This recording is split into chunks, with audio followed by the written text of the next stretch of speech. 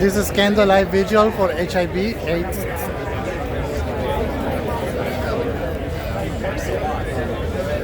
So all these people here for HIV/AIDS. Who's that gentleman? This is Robert Ryger. He was an Irish LGBT activist, and he was at one point a city council candidate. What district? I don't remember which district, but What part of them? he was from Queens. He was from Astoria, Queens. One of the causes he championed was allowing the Irish LGBT groups to march in the St. Patrick's Day parade, which they had long been excluded from. He started advocating for that cause in 1978, and he passed away from AIDS in January of 1994. Who's he to you? So I'm with with Lavender and Green. It's an Irish LGBT organization, and his advocacy spearheaded the way for us. Thank you. And as a result of his advocacy, we can now march in the St. Patrick's Day parade. So he's not your family.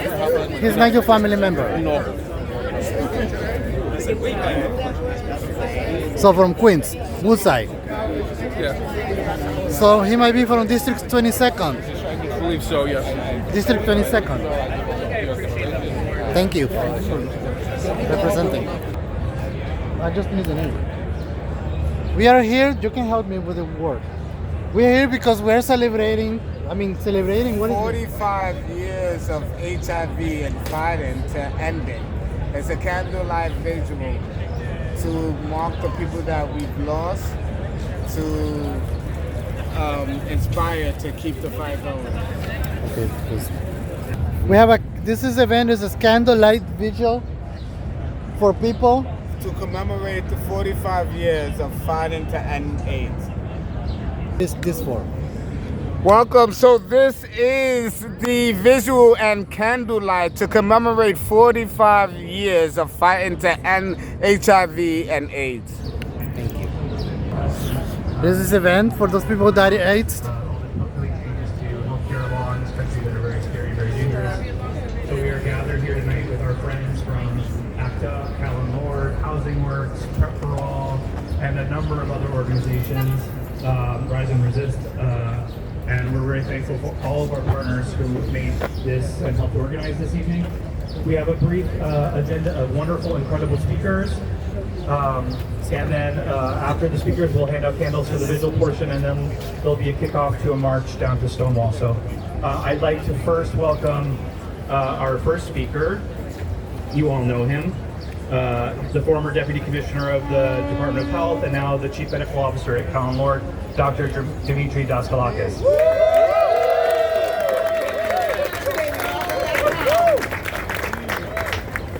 Good evening, everybody. So this is a very, very auspicious day, and I want to start by first recognizing, as we stand here at the AIDS Memorial, how auspicious it really is. 45 years ago today, the Morbidity Mortality Weekly Report was released from CDC that talked about what we thought were probably the first cases of something that ultimately was HIV. We now know that there were other cases that probably existed before. Nevertheless, the moment is auspicious not only from the perspective of that's kind of where it all began, from the perspective of our awareness, but it's also auspicious because it reminds us of how far we've gotten and how much further we still have to go. And it reminds us that the reason HIV is special is that it is a moment where, because community demanded it, science and politics aligned to be able to get to the place where we took a global epidemic, which continues to be a global epidemic, to one that is controllable, one that is preventable. But those are the three ingredients that you need to be able to end the HIV epidemic. Ending the HIV epidemic ends nothing. It's a continuous process. You have to keep preventing and keep treating. You need political will. You need science. And you need community co-creation. We have 2 of 3. Community co-creation, here you are. We have science that is moving at the speed of light, faster than we can ever imagine. But we do not have political will. But what we do have is we have the muscle memory of what it was like when we didn't have political will before. We know, our muscles know, our brains know, our hearts know what we need to do. And what we need to do is where there is no political will, community must rise up and demand that will. Our lives, our lovers' lives, our mothers' lives, our fathers' lives, our children's lives, our lives depend on it. This is not something we take lightly. Saying you can end the HIV epidemic 8 years ago, and then instead deciding to cut all of the funding to support the end of the HIV epidemic is something that we cannot tolerate. If there is not political will, what do we need to do? Demand political will. What do we need to do? Demand political will. We're going to get there because we have the muscle memory. We know how to do it. We've done it before. We're going to do it again. We are going to do it again for the future. We're going to do it again for the present, and we're going to do it again. So in the next 45 years, we're going to be able to say, we did not give up. 2 moments ago, I saw Mark Harrington. Shout out Mark Harrington, wherever you are. There you are. And I reminded him of the moment when I was thinking about joining the Department of Health in New York City, and I was really stressed about it. And Mark said to me in an email, history is calling, what are you going to do? I'm going to turn that right back to us. History is calling, what are we going to do? Fight back! That's the answer! So thank you for being here on this very auspicious day, and thank you so much for supporting and fighting and making sure that we demand the political will that we deserve. Thank you.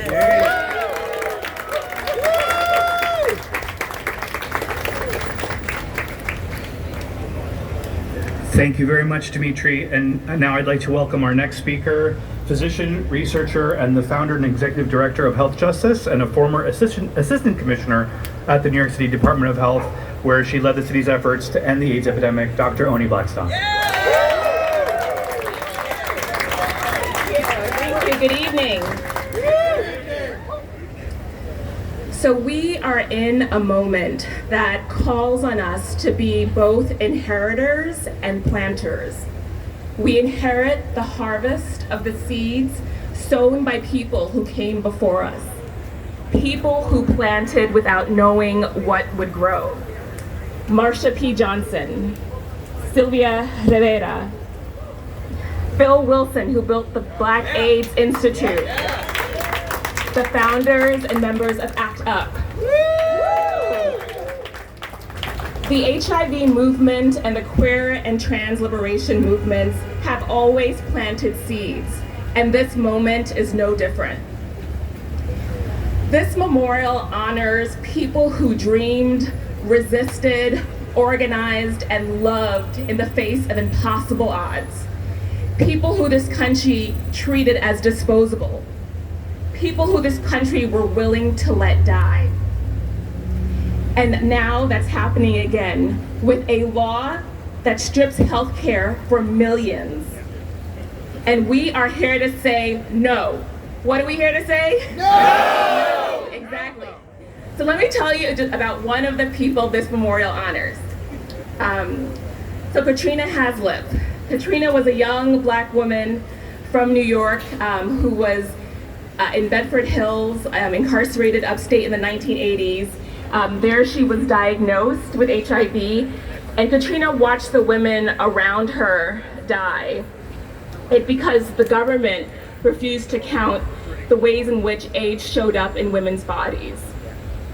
And without that recognition, women were shut out from receiving disability benefits that would have allowed them to live longer.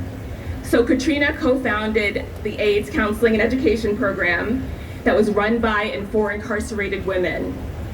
And just weeks after her release, she joined ACT UP in DC to demand that the government count women.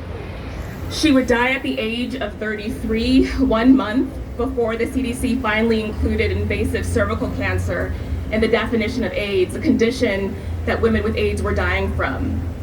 This would be the victory that she did not live to see. And that is the inheritance that we carry. And the same fight is in front of us now, because they have come for the very thing that keeps people alive and thriving, and that's their health care.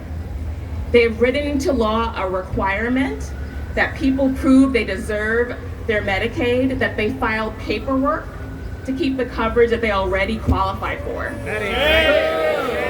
And they call this work requirements. But here is what they are not telling you. Nearly 2/3 of adults with Medicaid are working. They're already working. And most of the rest are caregivers, they're students, and they're people who can't work because they have a disability or illness.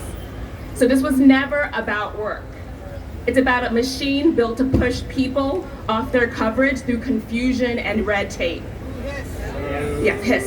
And for people living with HIV, we know that losing coverage means losing access to life-saving HIV treatment. They wrote these cuts to take effect in January of next year, betting we would be too tired of this nonsense to notice, but we know the pattern and we refuse it. Let me hear you. Do we refuse it? We refuse it! Yes, so let us stand for a country where everyone is counted and cared for and treated with dignity, including our trans siblings and our immigrant family and neighbors. Healthcare is a human right. And we have proof that protecting healthcare makes a difference. Through Medicaid expansion, we've saved about 27,000 lives in the past decade. Here in New York, where I also had the honor of leading the city's HIV response, we were able to reach record lows in terms of HIV diagnoses. And we know what people need to thrive. And we have done it. So tonight, we refuse to be quiet. The seeds we plant are our actions. Being here together tonight as a collective, showing up at town halls and actions across the city, calling our representatives and demanding that they tell us where they stand. We are planting seeds now and we do not stop. So repeat after me. Healthcare is fundamental. Healthcare is fundamental. Healthcare is not a privilege. Healthcare is not a privilege. And health is primary. Health is primary. Thank you and happy Pride, y'all.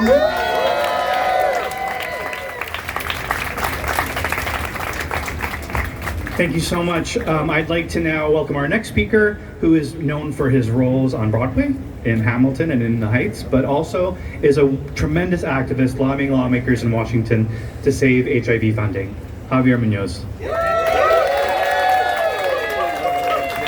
Javier Munoz.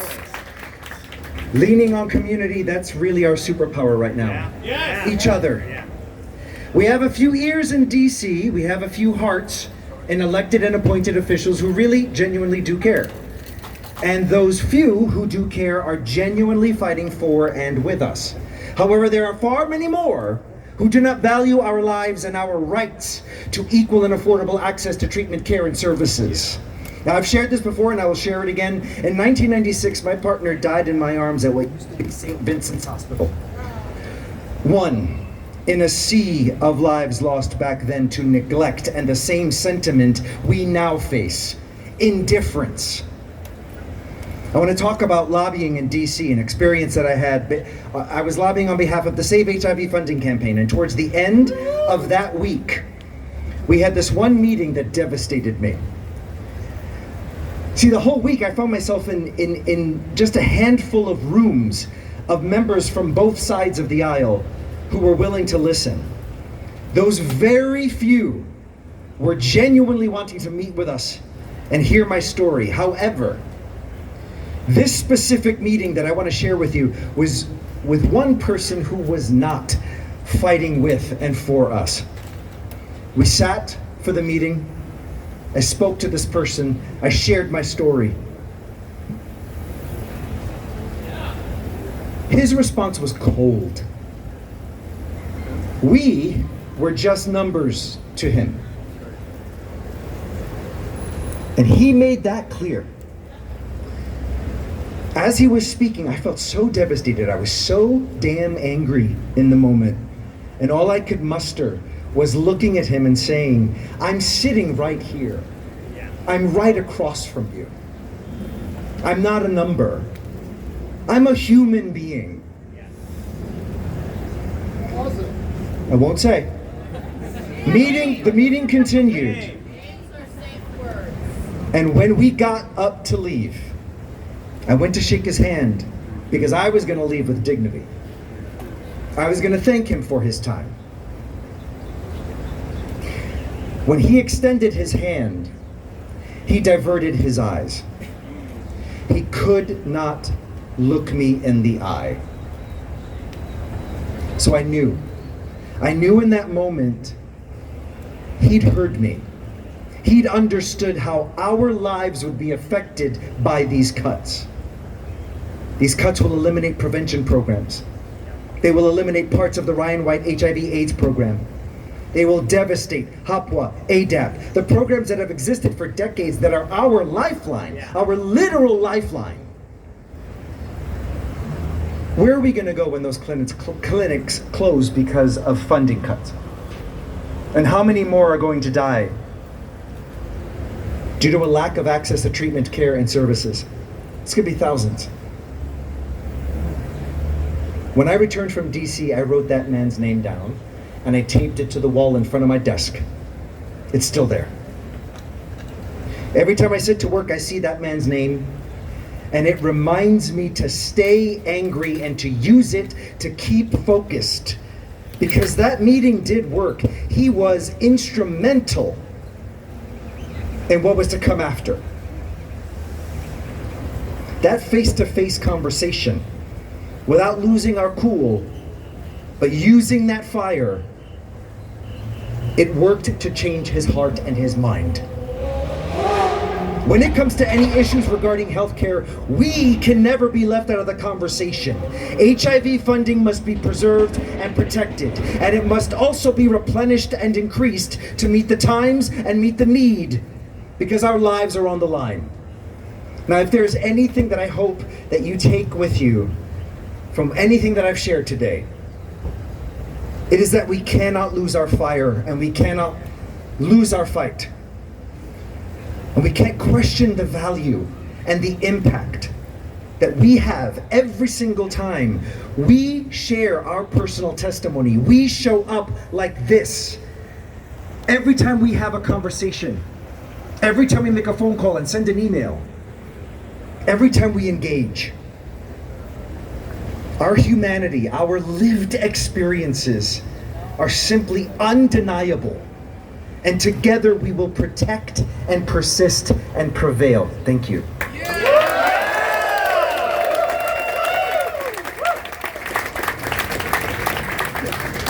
Thank you, Javier. I'd like to bring up our next speaker. Trailblazing actress, activist, and cultural commentator. She is also a Grand Marshal of this year's New York City Pride Parade. Peppermint.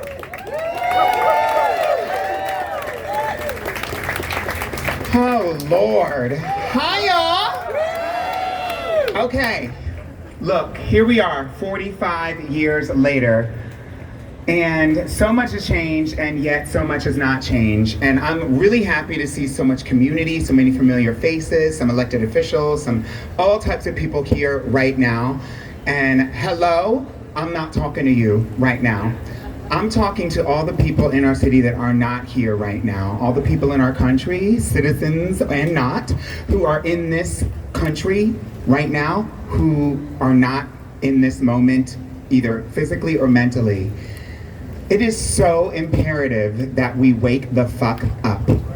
45 years ago, the way this country worked, and there's a lot to be said about the way this country worked, but particularly the way this country worked allowed the political system to operate behind the scenes, to move money around, to usurp funding from projects and programs and use it the way that they wanted to, and not even utter the words AIDS or HIV for years while people were dying.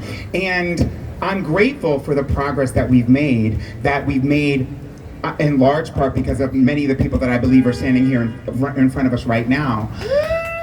I'm grateful for that progress, but I know that that energy is because of the community spirit that was mentioned earlier. That is mutual aid. That is people showing up even when people did not know what was happening. We didn't have enough information. There wasn't enough government support to tell us what was happening. It wasn't in the news. It wasn't in the press releases and the press conferences. This was people talking about this in their own neighborhoods, in their own communities. And we're losing that again. We're losing the government support. We pretty much lost it. And we want to get it back. But in the meantime, it's so important that everyone else who can hear this message understand that they have to show up. And you may not be HIV positive. You may not ever even thought about HIV. You may be foolish enough to not get yourself tested anyway. But if you are a human being, you need healthcare. It is essential. It is essential. And healthcare is something that has been taken out of the hands of our communities and put into corporate settings that there is several middlemen and several in-betweens that we have to jump over to get access to, and yet here's another hurdle to access, with the threat of losing funding and losing this care that will kick so many people off of the healthcare that they need. I am so grateful for AIDS and HIV services that exist and even the approach to STI testing and STI care that exists in New York City and New York State, because that's where I go as a trans person to get all of my health care, let alone my STI health, let alone my sexual health. I need to, if I have a flu, if I have a cold, if I need to figure out what's going on with my heart or my skin or this bump over there, whatever, I depend on this healthcare, just like so many of us do. Healthcare costs have gone out of control. That's something that's on everybody's shirt. We've known that for decades. And so here we are having this knowledge for decades that healthcare costs are out of control, and now we're at the threat of losing the very few resources that we have at our fingertips, the one that we depend on. And there were two things that I told myself, that there's something that could get me to leave this, to look for safety and maybe even leave the country and this city, which I love so much. There's only two things: losing the ability to accurately identify myself on my documents, my legal documents, my passports. We're waiting for a Supreme Court decision to come down, I think next week, about whether trans people can have fucking passports. And then the other is losing access to healthcare. If I don't have healthcare and the ability to identify who I am and have control over that, then I am in trouble. And that's my own idea of what I need. That's what I'm asserting that I need because it's so important. Other people may have their own ideas of what they need in their lives, but it shouldn't come down to that. I work, I pay taxes, I'm trying my best to be a good person, and here we are having to fight for this shit at an AIDS memorial that should be a reminder of how far we've come, and yet we're seeking help and looking for protection from our government. We need everyone to listen to this. If you're walking by on the street, if you're going to work, if you're going to the movies, enjoy your summer, but understand what is coming. You will not be prepared for unless you join us. Whether you're HIV positive or not, whether you are trans, whether you are cis, whether you're hetero, whether you're part of the LGBTI community, whether you are disabled, whether you're older, whether you're younger, whoever the fuck you are, get up and fight now.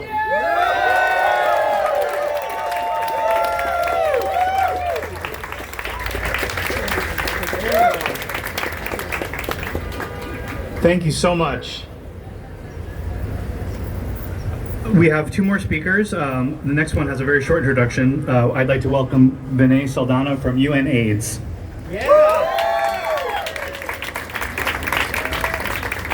Hi everyone, I want to thank the organizers for including UN AIDS in today's really important commemoration and vigil. Let me start with a message to everyone assembled here and all the amazing people of New York. On behalf of UN AIDS, let me say officially, Happy Pride, y'all. I have a really interesting job with a few of us here at UN AIDS supporting the negotiations for the upcoming high-level meeting on HIV and AIDS at the UN General Assembly that will be starting 2 weeks from Monday on the 22nd and 23rd of June. And let me assure you that after 4 days of intensive negotiations with over 100 countries, arm twisting each other on where to put the comma and where to put the period in sentences, this is really important, because this declaration that's being negotiated just up the street at the UN, there are delegates from around the world that are fighting for the rights of LGBTIQ persons in that declaration. There are delegations that are fighting to make sure that 95, 95, 95 is not just a slogan, but it's a reality which includes disaggregation for all different populations and all different countries and communities of the world. This is the declaration that will determine whether the world actually advances HIV treatment to 40 million people with HIV by 2030 and expands the access of PrEP to 20 million people by 2030. This is the declaration that will determine whether the term human rights in the context of HIV is a fundamental concept that is preserved or negotiated away in the next 2 weeks. So there's a lot at stake here. But when we're supporting these negotiations on behalf of UNAIDS, I'm inspired by all of the people that are assembled here. We're inspired by all the people that this memorial is dedicated to. We're inspired by the memory and the lives of the 44 million people that have died globally of AIDS since this pandemic began 45 years ago. And we won't stop fighting on behalf of the United Nations until the rights and the dignity and the health of every person at risk and living with and affected by HIV are protected and defended. Because the lives of, we can spend a lot of time talking about how many pills or how many funding agreements need to be extended, but without preserving the dignity and the human rights and the health of every single person living with or at risk or living with HIV, that doesn't cost anything at all, and perhaps that's why it's priceless. So thanks to everyone assembled here. You inspire the work going on at the UN just up the street. Please follow the negotiations, follow the high-level meeting, and know that there are many delegations from around the world that are fighting for your rights and your health at every step of the way. Thank you. And Tom Dwayne. All of whom are doing the work in their respective capitals to fight for us.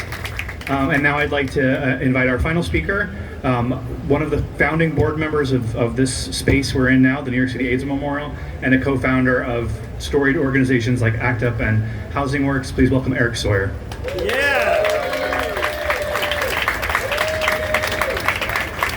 Hi, everybody. We're here today for two purposes. One is because it's Long-Term Survivor Day for people living with HIV. And the second purpose why we're here today is to commemorate the 45th anniversary of June 5th, 1981, when the MMRW report published a report on 5 gay men living with or dying from PCP pneumonia in Los Angeles. As a long-time survivor of HIV myself, I will make my comments primarily about the main impact that being a long-term survivor has had on my life. While I've had some complications of having lived with symptoms of HIV since before 1981, and have suffered with things like neuropathy, early arthritis that caused the need for hip replacements and knee replacements, heart disease and cardiovascular disease, I would say my most challenging factor related to long-term survivorship of HIV is survivor guilt.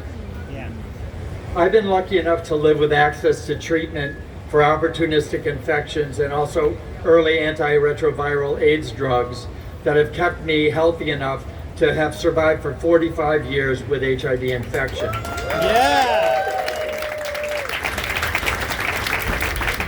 But meeting people living with AIDS at international AIDS conferences in the early 1990s outraged me that people living with AIDS in Europe and in the United States were surviving with decades of symptoms when people in the developing world were dying in 1 year or less. Why did I deserve to live? And the mother of 3 children in Africa had to die in less than a year. I remember that international AIDS conference where people with AIDS from Africa were literally getting on airplanes with active pneumonia. They were so desperate for treatments and for health care that they were getting on a fucking plane using the free tickets and concert sponsorship they got to show up somewhere where they could learn about AIDS, but also get health care. I and other people from ACT UP New York started reaching into our shaving kits and grabbing our drugs to treat thrush and herpes and other opportunistic infections and giving them to people with AIDS who had massive outbreaks of herpes on their face, who had thrush so bad they couldn't swallow.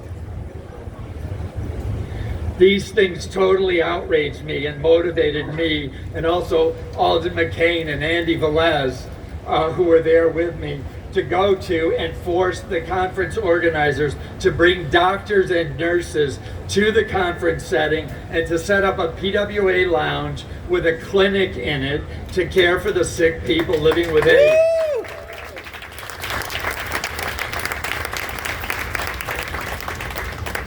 This realization of the lack of health equity propelled my desire to fight for universal access to health, and especially for the global distribution of HIV medications, including antiretroviral drugs. I'm going to move on now to the 45th anniversary of the MMRW report.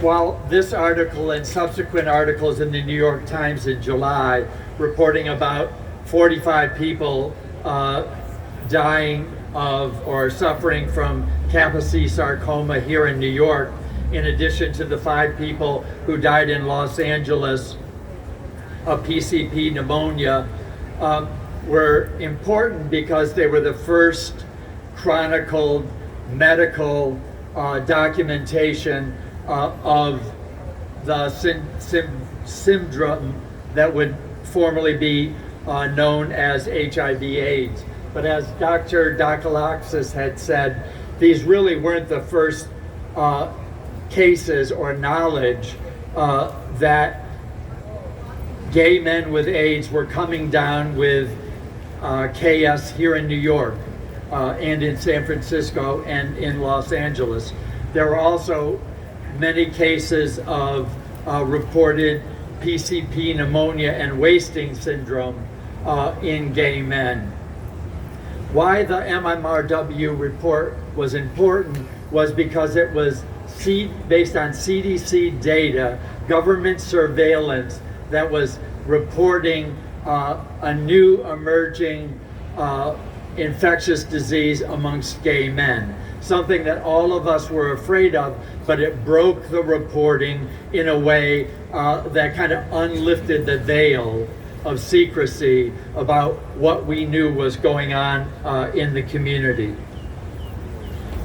That reporting and that surveillance showed us the importance of data collection, of medical surveillance. And what do we see going on now in DC by the Trump administration?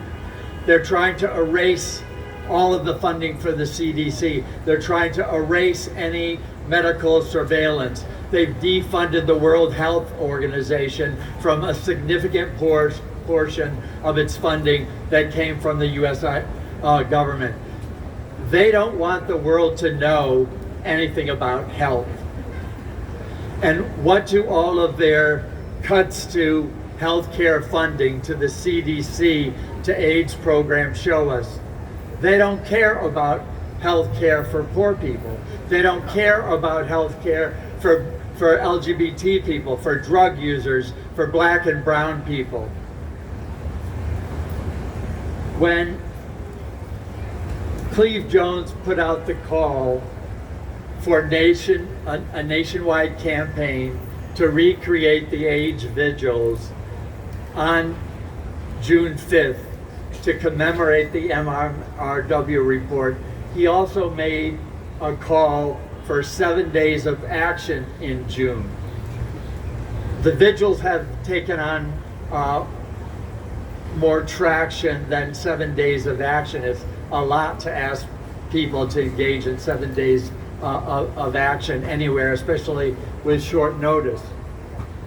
But his call was to use these vigils as an anchor to propel making healthcare the primary election issue for the midterm election. And that's what we have to do. We have to organize voter registration campaigns. We have to organize door-to-door lobbying to turn out the vote. We have to get everyone to vote for health care as if their lives depend on it, because their lives depend on it and all of our lives depend on it too.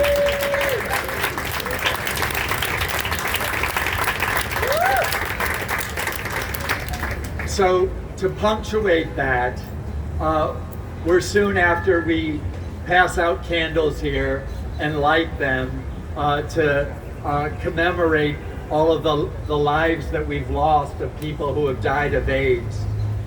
We're going to have a candlelight march, and we're going to march down to the stone wall and have a die-in as part of our historic tradition to show that, you know, our lives are being snuffed out by government inaction and lack of humanity, and that we're not going to stand for it. Yeah. So there'll be a moment of silence. Afterwards, feel free to yell out the name of a loved one you lost to AIDS. Then we'll take to the streets and we'll die in at Stonewall. Yeah. Act up, fight back, fight AIDS. Act up, fight back, fight AIDS. Act up, fight back, fight AIDS. Thank you. Thank you. Just thank you to our speakers. Thank you everyone for being here. The campaign that Javier mentioned, the Save HIV funding campaign, is something that you can take part in as well. And something that I think is important to say is the story that he talked about, it worked. Because there were $2 billion in proposed cuts to funding last year, and we fought back and we fucking won. But they're persistent little fuckers. And yesterday, they put out another bill calling for over $1 billion in cuts, so we gotta do it again. But we're gonna win again. So I wanna give you 3 things that you can do to be part of this fight going forward. 1, you could go to savehivfunding.org. If you go on the latest, there are action alerts there. There's an important action alert there where you can talk to your legislators in order to let them know why this funding is so important to you, why a functioning healthcare system is so important to all of us. Second, you can go to prepforall.org. I'm the executive director there. If you sign up for our e-blast, you will get emails about actions you can take with the Save HIV funding campaign. That's prep4all.org, and you can sign up for those e-blasts. And the final thing that I'm just going to say to you super quick is the action alert has a phone number also. The phone number is 888-308-9143.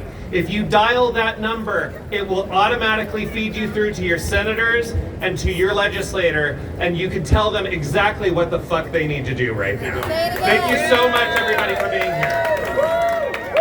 All right, thank you again to all of our speakers. The candles are being distributed. There's 3 boxes going around with some lighters. Please feel free to grab one. Once we're all lit up, we'll have a moment of silence. And then... This is a moment of silence, right? It's a moment of silence.